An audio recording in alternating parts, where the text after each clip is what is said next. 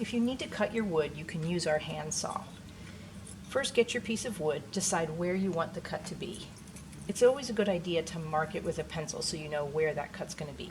You can even use a ruler and draw a line to make sure that you have a nice straight guide. Then you're going to put your piece of wood in the vise. Make sure that your wood is secure and level, and your cut line should be maybe an inch or an inch and a half away from the edge of the vise. Make sure the handle of the vise is not in the way of the saw, so you can move it back this way. The saws are located on the edge of the wall right here by the bench. Take the paper cover off. Your saw is going to start on the top here. First thing you're going to do is gently hold the top of the saw, pull it back to make a light cut. You're just making yourself a little groove. That way your saw will know where to go.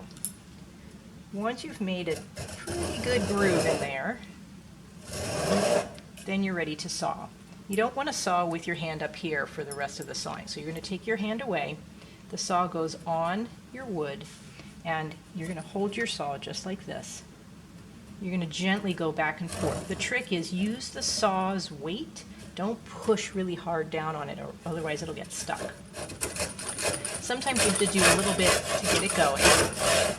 Use the whole saw back and forth.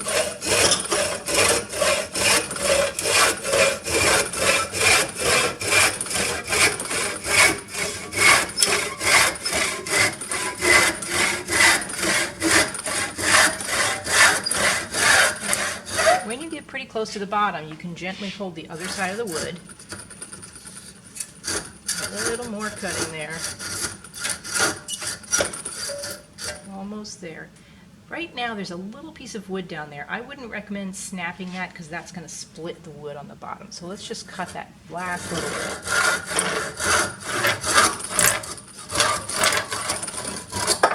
There we go. Now you've cut your wood. You can pull it out and you're ready to sand.